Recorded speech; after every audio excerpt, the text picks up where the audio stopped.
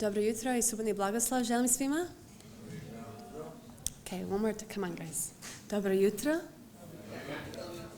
Thank you, 5 people over here. Okay, da li vi znate šta je gut? Have you ever heard the term microbiome? It's a very hot topic the last probably 5, even 10 years. So, today we're going to talk about just that. It is a topic that it affects how you feel every single day, whether you know it or not. And inside each of us, is a remarkable system. We'll stay here for a second. Of over 100 trillion microorganisms that include bacteria, viruses, fungi, and yeast. And they all work together to make us healthy. That's the goal, at least.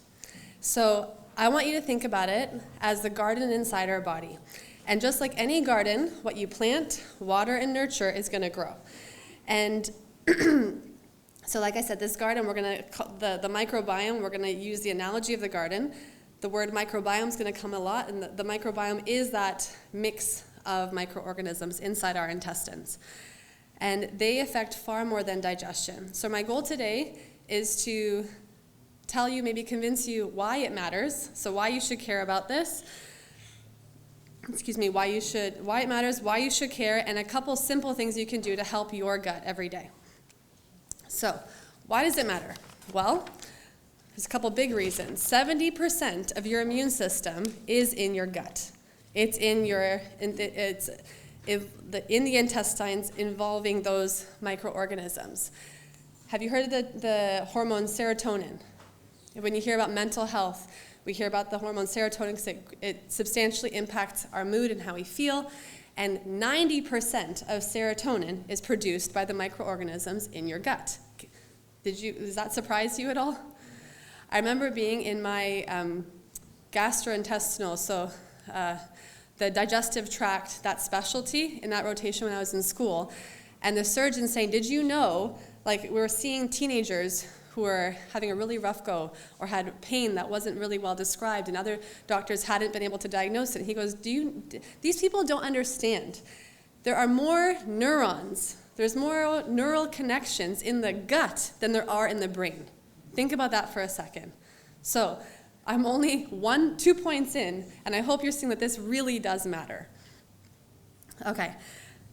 Excuse me. Thank you so much. Barney's awesome. Okay, so serotonin, it doesn't just impact our mood, but specifically, it's a neurotransmitter that impacts our happiness, how calm we feel, and our digestion. So when your gut is healthy, you often feel more energetic, you feel more focused, and more resilient. So you're more able to take on hard challenges. But when your gut is struggling, you're probably feeling that because of stress and poor sleep and poor diet. It shows up as bloating, brain fog, cravings for bad food, mood changes, and inflammation. And all those things cause big problems in the body. So this is not just a nutrition issue. It's not just about food. It's actually a whole body issue. And here is just a really, I think, very substantial quote. So 90% of the serotonin is created in the gut, which we've already said, and then it travels to the brain, which explains why 40 to 90% of people, have you heard of irritable bowel disease or IBS?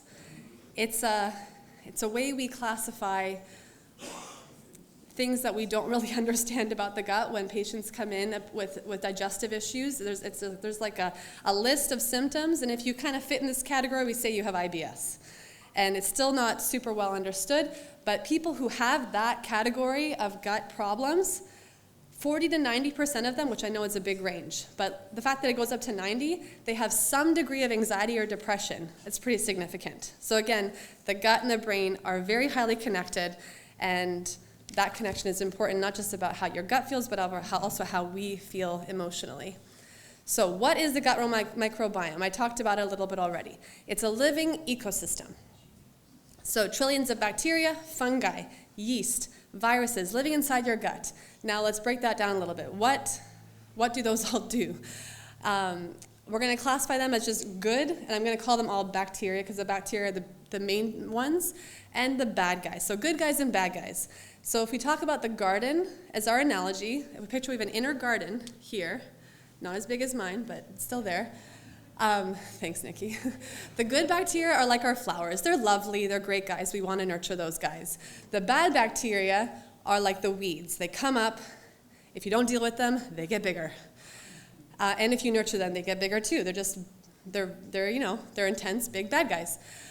What is the fertilizer? It's the fiber we eat.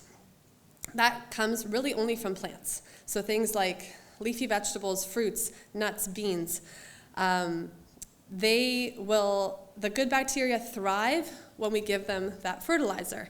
Now the harmful bacteria like the weeds, they like to grow when we eat a lot of sugar or processed foods. They love that stuff. And then diverse foods is like planting lots of different kinds of seeds in your garden. So you might sometimes you like having diversity in a garden is actually really healthy because they play off each other. Have you heard of the term symbiosis? The idea that things work together to get stronger together, as opposed to all being by themselves and dealing with their issues by themselves. They work together to grow stronger. So it's like planting different kinds of seeds. And then that would be eating lots of different kinds of foods. And then we have this sleep. Sleep is when the garden repairs itself. So let's say chaos goes through the garden during the day. Well, you have a chance when you sleep for it to kind of slowly start to repair itself. So just as the garden responds to, like I said, what you plant, nurture, and water it. If you plant, some seeds and you don't take care of the garden, weeds will grow, ground will dry, things will not do very well. If you take care of your garden, you prune your weeds, you nurture the plants, give it fertilizer, the good stuff grows and it does very well. So, how do the gut and the brain actually talk? Well, the gut and the brain talk all day long, actually. They talk through three main ways. One is which is the main way, is through the vagus nerve.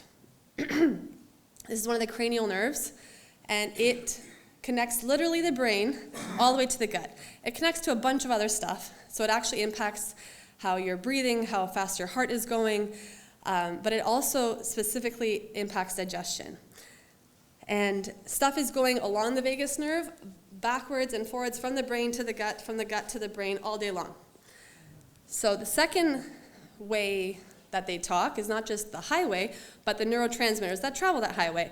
So those are like serotonin, they're called serotonin and GABA. Those are the two main ones. They help to regulate calmness, digestion, and just general feeling of well-being. And the third way they communicate is through inflammation. So when there's inflammation in the gut actually sends signals throughout the body, including to the brain, that impact mood, clarity, and energy. I'm not going to go through all the chemical pathways, because if I put an actual chart of what it looked like, it looks way more complicated than this. And it just speaks to how amazing our body is made. There are so many pathways and so many things that are happening all at the same time, but this is just a simple way for us to think about it today. So what I want you to take away is that a healthier gut literally creates a healthier mind. So how does food play a role in all of this? Well, everything you eat, like we said, is either feeding the flowers or it's feeding the weeds. So you're either helping the good guys or you're helping the bad guys. Good bacteria thrive when we eat fiber, like I said, which is found in the plants. They ferment the fiber, and they produce what's called a short-chain fatty acid, which lowers inflammation, strengthens the gut lining, and supports serotonin production, so that neurotransmitter that makes us feel nice. But when we eat sugar and ultra-processed foods, do you guys know what ultra-processed foods are? Do you know? It's not even that, like that, that's a, yes? Little Debbie's. So those are, yes, there's a lot of things that we would look at packages. Almost anything in a box is an ultra-processed food. If you can imagine, grocery store bread is actually also an ultra-processed food because it's so far removed from the actual grain. It's been worked on so many times. So we'll have a whole other talk on that. And by the way, I didn't say this. The reason I'm talking about microbiome today is because 70% of the wonderful 20 people who responded to my survey were interested in this. So the rest of you, if you're not, hopefully you still find something good. And if there's more that comes out of this, there's questions that come out, we can make further talks about this. Anyways, back to the food that we're eating. So Fiber, good. Sugar, processed foods, bad. The amazing thing is that your microbiome can actually shift in as fast as 1 to 3 days. It's that quick, which means in as little as 1 to 3 days, you can destroy it, or you can really help it start healing and thrive. So to feed the gut, this is going to sound like a lot, but if you could eat 30 different plants a week, and that counts fruits, vegetables, nuts, seeds, beans. So like in a salad, you could eat 10. It's not actually that much, but if you were eating 30 different forms of plant foods a week, it also includes herbs, that would create the strongest microbiome. You can also feed the microbiome. So if you've heard like supplements that people are taking, feeding the microbiome with the food is what we call prebiotics. And if you actually wanted to add good bacteria to the gut, those are what probiotics are. Way better to get it from food than to take the pills, just so you know. But we can eat things like fermented foods that already, because of the fermentation process, already have that bacteria in the food. So you're just adding the good bacteria to your gut, which helps. And those go right into working on that healthy garden. So things like sauerkraut, kimchi, kefir, yogurt, those all add healthy bacteria to the gut. Now, what about sleep? So your gut does not shut down when you sleep. Neither does your brain. They're actually both very active when you sleep. We're going to focus on the gut today. So the gut, have you heard the term circadian rhythm? Our body actually works on rhythms, and the circadian rhythms specifically relate to day and night cycles. So our gut actually has a circadian rhythm. So poor sleep disrupts these rhythms, and it allows the harmful bacteria to grow. And things like sleep loss actually increase inflammation and cortisol. Cortisol being a stress hormone, which can lead to gut permeability. That's the scientific term. But really, if you've heard the term leaky gut, it's also not a very well-defined term. It's kind of something that has been, it's kind of an umbrella term. But leaky gut is literally the walls of your intestine not keeping what's supposed to be in and what's supposed to be out on the right side properly. When you start having doors, let's say if Nova just started opening up that door and suddenly cold air comes in, well, there's a leak. It's not supposed to be happening, and that's what happens in our intestine. So when our garden is not working properly, we start with getting leaks, stuff that's not supposed to go out gets out, and then that starts creating problems. So that poor sleep can also shift our hunger hormones. If you've heard of the two main hormones, they're called ghrelin and leptin. Our body naturally creates a hormone called ghrelin when we are supposed to be hungry. So let's say we haven't eaten in 4 hours, ghrelin is released, we get hungry, we have the cue to eat, we eat. That's a healthy process. Leptin, after I've eaten, it goes, we've eaten enough, now I'm full. That's the full hormone. I'm told to stop before I start going into food coma stage. So the problem with what sleep does when we don't sleep enough or our sleep cycles are disrupted, those hormones go out of whack. So suddenly ghrelin rises, so our hunger cues rise, and our full or satiety cues go down. So what does that look like? Well, suddenly the next day you are craving sugar. You are craving those potato chips. You are craving bad stuff that feeds the weeds and disrupts because you've disrupted the microbiome. So during deep sleep, on the other hand, the gut lining repairs, inflammation decreases, and serotonin functions properly, which, if you didn't know this, serotonin is actually the precursor to melatonin. Have you heard of melatonin? Maybe you've taken it for sleep before. That is one of our circadian sleep hormones. So if your serotonin's not working, how do you think your sleep's going to look? Not so good. And now you're probably starting to see there's actually a cycle. One feeds the other. The gut, what happens if your gut is unhealthy? Well, sleep is bad. If sleep is bad, gut is unhealthy. Now we're in a really bad cycle. But we can actually reverse it within how many days? 1 to 3. Yeah. So here are some easy, simple steps you can take, even this week, to help your garden grow the way we all should want it to grow, nice and healthily. So one is eating 5 colors a day. We've talked about eating the rainbow of food. You look at that bowl of fruit picture, you've got 1, 2, 3, 4, 5, at least 5 colors there. Eat 5 colors a day. It makes you happier because you're looking at nice, healthy food. When you have a beige plate, it's so uninspiring. So work to add color to your plate. That will probably naturally increase the fiber that you're eating. Try to add some new plant foods that you haven't tried before, and reducing our sugars, especially the simple sugars. I'm not talking about decreasing your fruit, I'm just talking about decreasing the cupcakes. And eating maybe more fermented foods like the kimchi, the kefir, the yogurt, the sauerkraut. You all like sauerkraut, right? Yeah, there we go. Sauerkraut and yogurt, that's my crowd. I'm gonna lean into those two. What else? So sleep. Focus on consistency. Same bedtime every night is way more important than we think. And I think we're going to have some more sleep talks because about 65% of the 20 people who responded to my survey were also interested in better sleep information. So we talked about sleep hygiene before. No screens for 1 hour before sleep. And then the things that worsen your sleep outside of the screens are eating within an hour of going to sleep. We don't want to do that. Having a routine when you're going to sleep so your body naturally expects to sleep. So having like a wind down routine, and that doesn't have to be long. It can be 10 minutes. It can be, I get dressed, I brush my teeth, I sit in my bed and read a book for 20 minutes. That's a wind down routine. And then aiming for 7 to 9 hours. And again, consistency over everything else. So aiming for the same time you go to bed every night, you'll naturally probably end up forming a routine, and that will really help your sleep patterns. And don't forget water. Hydration, we haven't mentioned that yet. We talked a lot about food. We talked about sleep. You need about 6 to 8 glasses of water a day just to be, for your body to be decently healthy.